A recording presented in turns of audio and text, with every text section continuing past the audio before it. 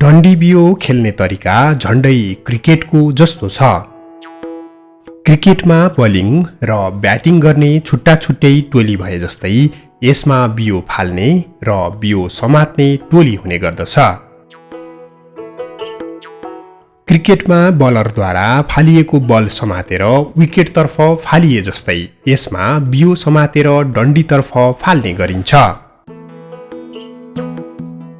दर्शकवृन्द, आउनुहोस् आजको यस श्रृङ्खलामा हामी डन्डी बियो के हो, कसरी खेलिन्छ र राष्ट्रिय खेलबाट डन्डी बियोलाई किन हटाइयो भन्ने बारे विशेष चर्चा गर्नेछौँ। डन्डी बियो नेपालको सबैजसो क्षेत्रमा प्राचीन समयदेखि नै खेलिँदै आएको एक प्रकारको खेल हो। परम्परागत रूपमा खेलिने डन्डी बियोमा करिब 2 फुट लामो काठको डन्डी र करिब 6 इन्च लामो काठकै छोटो बियो प्रयोग गरिन्छ। डन्डीको एकतिरको छेउ छड्के बनाइएको हुन्छ भने बियोको दुवैतिरको छेउ छड्के वा तिखो बनाइएको हुन्छ। यो भारतीय खेल गिल्ली डन्डासँग मिल्दोजुल्दो खेल हो। नेपालको राष्ट्रिय खेल भलिबल घोषणा हुनुभन्दा पहिले राष्ट्रिय खेल डन्डी बियो थियो। डन्डी बियो 2 वा 2 भन्दा बढी खेलाडी मिलेर खेल्न सकिने खेल हो। यो खेल 2 समूह बनाएर पनि खेल्न सकिन्छ। मैदान, चौर, आँगन वा बाँझो खेत जहाँ पनि यो खेल खेल्न सकिन्छ भने यो खेलका परम्परागत र आधुनिक नियम भने फरक फरक रहेको छ। परम्परागत तरिकाले डन्डी बियो खेल्ने नियमहरू यस्तो रहेको छ। परम्परागत रूपमा डन्डी बियो खेल्नका लागि सुरुमा बियोलाई जमिनमा बनाइएको करिब 4 इन्च लामो र 2 इन्च गहिरो खाल्टोमा तेर्सो पारेर राखिन्छ। परम्परागत रूपमा खेल्दा डन्डी बियोमा खेलाडी संख्या तथा खेल मैदानको आकार भने निर्धारण गरिएको हुँदैन थियो। यसरी खेल्दा खोपीदेखि बियोको अन्तिम स्थानको दूरी नाप्न 8 एकाइ भएको गणना प्रयोग गरिन्थ्यो। एको, दुबो, तिबो, झारो, भाँचो, छैमल, सिठी, पिरे भन्दै 1 पिरेसम्म गणना गर्ने चलन रहेको थियो।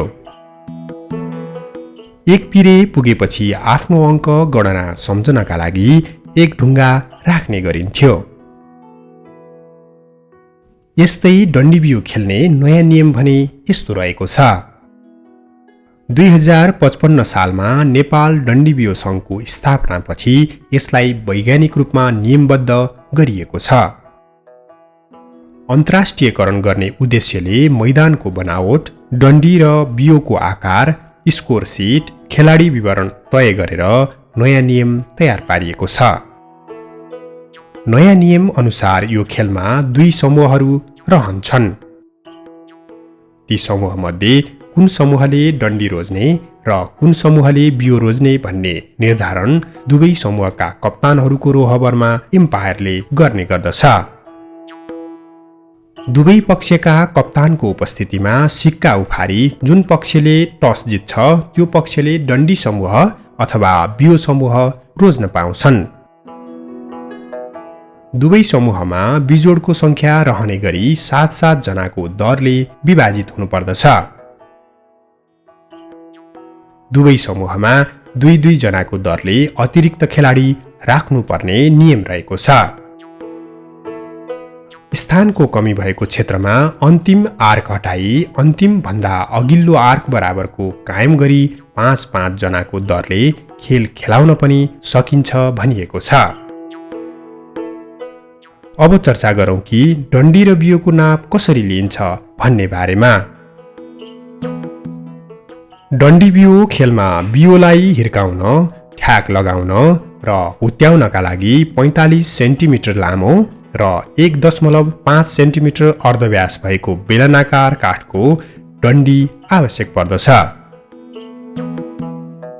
डन्डी समात्ने छेउतिर 5 सेन्टिमिटर लम्बाई र 0.5 सेन्टिमिटर लामो समाउने भाग हुन्छ भने अर्को भागमा 0.5 सेन्टिमिटरको टुप्पा छोडिने गरी 2 सेन्टिमिटर भाग छड्के पारेर ताछिएको हुनुपर्छ। बियो खोपीबाट हुत्याउँदा ताछिएको पछाडिको भाग प्रयोग गर्नुपर्छ। त्यस्तै बियो 15 सेन्टिमिटर लामो र 1.5 सेन्टिमिटर अर्धव्यास भएको बेलनाकार काठको डन्डी बनेको हुन्छ। बियोको दुवै छेउमा 0.5 सेन्टिमिटर परिधि रहने गरी ताछिएको हुनुपर्दछ। हुत्याउने क्षेत्रमा रहने खेलाडीलाई डन्डी समूह खेलाडी भन्ने गरिन्छ। डन्डी समूहका खेलाडीहरूले खोपीबाट बियो हुत्याउँदा खुट्टालाई तोकिएको सीमा रेखाभन्दा बाहिर लैजान पाइने छैन। एउटा डन्डी खेलाडीले लगातार 3 पटकसम्म हुत्याउन पाउँदछ। त्यस्तै तोकिएको खेल मैदानमा रही बियो समाउने खेलाडीलाई बियो खेलाडी भन्ने गरिन्छ। बियो हुत्याउँदा वा ठ्याक लगाउँदा बियो खेलाडी र डन्डी खेलाडी बीचमा कम्तीमा पनि 4.5 मिटरको दूरीमा कोरिएको पहिलो आर्क बाहिर रहनुपर्नेछ। बियो हुत्याइसकेपछि यदि बियो खेलाडी दौडन सुरु गरेमा डन्डीमा हिट गर्न पोजिसन लिने क्रममा भने उक्त आर्कभित्र पस्न पाउनेछ। पहिलो आर्कमा एक मात्र खेलाडी राख्ने बाहेक बियो खेलाडीका क्याप्टेनले तोकिएको खेल स्थलभित्र आफ्नै र रणनीतिमा खेलाडीको स्थान कहाँ रहने भनेर निर्णय गर्न पाउनेछन्। डन्डी बियो नेपाली समुदायमा लोकप्रिय मौलिक परम्परागत खेल हो। यो नेपालको राष्ट्रिय खेल थियो, तर यो खेललाई राष्ट्रिय खेलको सूचीबाट हटाइएको मात्र छैन, यसलाई त लोप हुने अवस्थामा पुर्याइएको छ। केही दशक पहिले गाउँ गाउँमा निकै खेलिने यो खेल बिस्तारै हराउँदै गएको छ। कतिपयलाई त कुनै समयमा यो हाम्रो राष्ट्रिय खेल थियो भन्ने समेत थाहा नहुन सक्छ। विभिन्न अन्तर्राष्ट्रिय खेलप्रति आकर्षण बढ्दै जाँदा यो खेल भने ओझेलमा परेको देखिन्छ। यो खेलको संरक्षण, सम्वर्धन र प्रवर्धनमा सरकारले कुनै चासो दिएको देखिँदैन। तर डन्डी बियो मौलिक पहिचान बोकेको स्थानीय खेल हो, जुन अन्तर्राष्ट्रिय स्तरको क्रिकेट भन्दा कुनै हिसाबले पनि कमजोर रहेको छैन। जसरी क्रिकेटमा ब्याटले बललाई हानिन्छ, ठिक त्यसै गरी डन्डी बियोमा डन्डीले बियोलाई हान्ने गरिन्छ।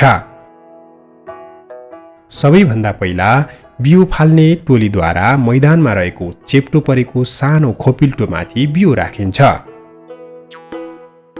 त्यही बियो मुनि खोपिल्टोमा डन्डीको एकातर्फको भाग राखी अर्कोतर्फ हातले समाई बियोलाई खाली मैदानतर्फ फाल्ने गरिन्छ। फालिएको बियो विपक्षी टोलीका खेलाडीद्वारा समात्ने प्रयास हुन्छ र यदि बियो भुइँमा झर्न नपाउँदै समातियो भने विपक्षी अर्थात् बियो समात्ने टोलीले निश्चित अङ्क प्राप्त गर्दछन्। यदि बियो भुइँमा झरेमा बियो समात्ने टोलीका खेलाडीले तत्काल त्यसलाई समाती खोपिल्टोमाथि राखिएको डन्डीलाई बियोले हिर्काउने प्रयत्न हुन्छ र बियोले डन्डी छोएमा बियो फाल्ने खेलाडी बाहिरिन्छन्। केही गरी डन्डीलाई ताकेर हानिएको बियोले डन्डी छोएन भने खेल निरन्तर अघि बढ्दछ। बियो फाल्ने खेलाडीले उक्त दुवैतर्फ चुच्चो परेको बियोलाई हानी उफारी भुइँमा झर्न नदिई टेक लगाउनु पर्दछ। टेक लगाउनुको महत्त्व के छ भने जति टेक लगायो त्यही अनुसार आफूले पछि ल्याउने अङ्क गुणा हुने गर्दछ। बियो फाल्नेले अङ्क ल्याउने भनेको बियोलाई मैदानको केन्द्रमा रहेको खोपिल्टोबाट टाढा पुर्याउँदै जाँदा बियोले नाप्दा हुन आउने अनुमानित दूरी बराबर हुन्छ।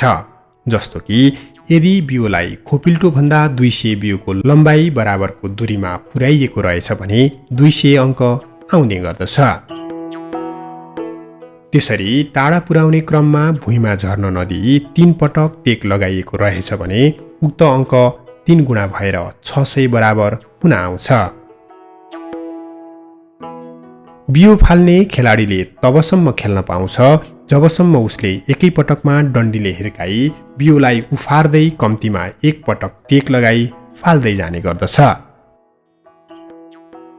त्यस क्रममा बियोले बियो फाल्ने टोलीका खेलाडीलाई छुनु हुँदैन, अन्यथा बियो फाल्ने खेलाडी खेलबाट बाहिरिन्छन्। कतिपय अवस्थामा बियोलाई मैदानको बीचमा रहेको खोपिल्टो भन्दा निकै टाढा पुर्याइने गरिन्छ। त्यतिबेला मैदानको घेरा बाहिर पुर्याए बापत निश्चित अङ्क प्रदान गरिन्छ। त्यसपछि अर्को खेलाडीलाई बियो फाल्ने अवसर दिइन्छ। यसरी सबै खेलाडीले पालै पालो बियो फाल्ने र अङ्क ल्याउने कोसिस गर्दछन्। बियो फाल्ने टोलीका सबैको पालो पुगिसकेपछि विपक्षी टोलीले बियो फाल्ने अवसर पाउँदछ। बियो फाल्ने टोली अब बियो समात्ने टोलीमा परिणत हुन्छ। दुवै टोलीमध्ये जसले बढी अङ्क ल्याउँछ त्यो नै विजयी घोषित हुन्छ। डन्डी बियो खेल्ने तरिका झण्डै झण्डै क्रिकेटको जस्तै रहेको छ। क्रिकेटमा बलिङ र ब्याटिङ गर्ने छुट्टा छुट्टै टोली भए जस्तो यसमा बियो फाल्ने र बियो समात्ने टोली फरक फरक हुन्छन्। क्रिकेटमा बलरद्वारा फालिएको बल समातेर विकेटतर्फ फालिए जस्तै यसमा बियो समातेर डन्डीतर्फ फालिन्छ। क्रिकेटमा चौका छक्का स्कोर गरे जस्तै डन्डी बियोमा पनि बियो समात्दा र बियो मैदान बाहिर पुर्याउँदा राम्रै अङ्क स्कोर गरिन्छ। डन्डी बियो स्थानीय स्रोत साधन प्रयोग गरी बनाइएको खेल हो। यो खेल खेल्न त्यति धेरै दक्षता चाहिँदैन, न त यसलाई कहीँ गएर प्रशिक्षण नै लिनुपर्दछ। बरु ठूलो जोखिम मोलेर कलाकार तथा फिल्मका लेखक खगेन्द्र लामिछानेले ठूलो पर्दाको चलचित्र डमरुको डन्डी बियो नै निर्माण गरेका थिए। औषध व्यापार गरे पनि यस चलचित्र डन्डी बियो खेलको एउटा दस्तावेज नै साबित भएको छ। सो उत्कृष्ट चलचित्रको लिङ्क कमेन्टमा राखिएको छ, हेर्न नभुल्नुहोला। दुर्भाग्य नै मान्नुपर्छ, यस्तो मौलिक पहिचान बोकेको हाम्रो घरेलु खेल डन्डी बियोको राष्ट्रिय तथा अन्तर्राष्ट्रिय प्रतियोगिता हुन त परै जाओस्, स्थानीय स्तरमा समेत खेल्न छाडिसकिएको छ। खेलमा भएका कमी कमजोरी सुधार्दै यसको व्यापकतामा वृद्धि गर्दै लानुपर्नेमा राष्ट्रिय खेलको उपमा समेत खोसिनु दुःखद कुरा हो। दर्शकवृन्द, आजको भिडियो तपाईलाई कस्तो लाग्यो प्रतिक्रिया दिन नभुल्नुहोला। डन्डी बियोलाई राष्ट्रिय खेलको उपमा खोसिएकोमा तपाईको विचार के हो कमेन्ट गरेर पनि बताउनुहोला।